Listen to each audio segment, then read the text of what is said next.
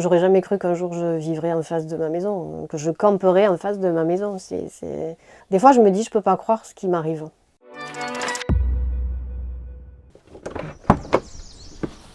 Bonjour, bienvenue. Donc voilà le salon, cuisine et la chambre. Il doit faire 15 mètres carrés. Et voilà ma maison. Je suis en face de chez moi. J'en suis arrivée à vivre dans un camping-car devant ma maison, puisque ma maison en fait est occupée par un locataire qui me doit plus de 3 ans et demi de loyer. On va arriver à la somme de pratiquement 31 000 € là, à ce jour.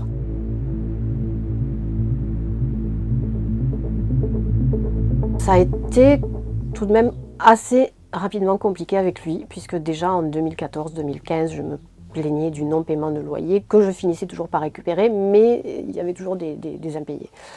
Ça s'est vraiment aggravé, on va dire, en octobre 2017, date à laquelle il a complètement arrêté de payer son loyer.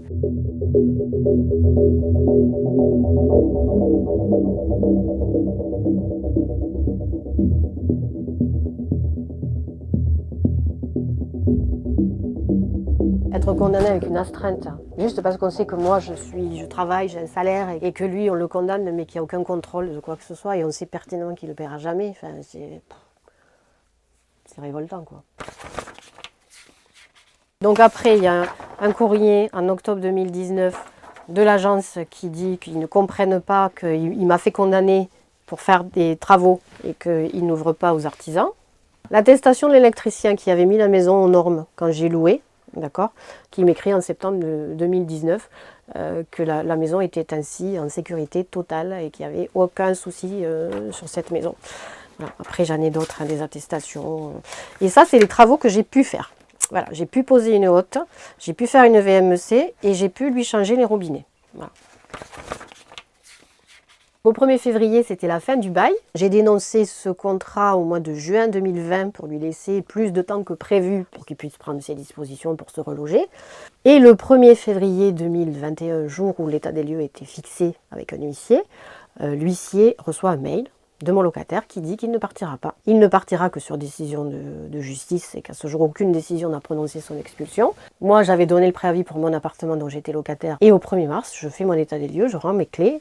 Et je décide de m'installer dans un camping-car devant ma maison pour qu'on comprenne un petit peu l'absurdité de cette situation.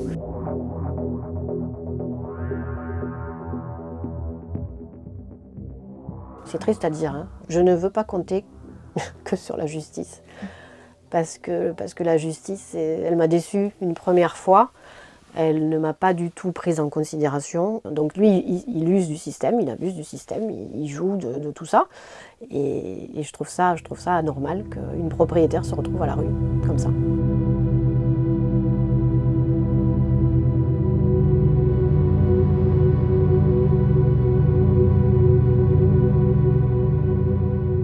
Le voir, oui, c'est insupportable de me dire qu'il est dans ma maison, quoi.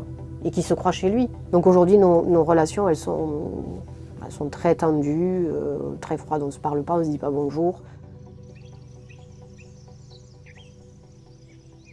J'aurais jamais cru qu'un jour je vivrais en face de ma maison, que je camperais en face de ma maison. Jamais j'aurais imaginé que je serais dans un camping-car. C'est juste... Des fois, je me dis, je ne peux pas croire ce qui m'arrive. Cette situation, à un moment donné, ça m'a tellement anéantie, j'étais incapable de réagir. Donc j'ai connu la phase de dépression pendant laquelle la feuille à soulever, là, elle ne peut pas. On ne peut plus. On n'a plus de force, on ne croit plus en rien. Mais j'ai passé ce cap. Et aujourd'hui, j'ai envie de me battre et je me battrai jusqu'au bout.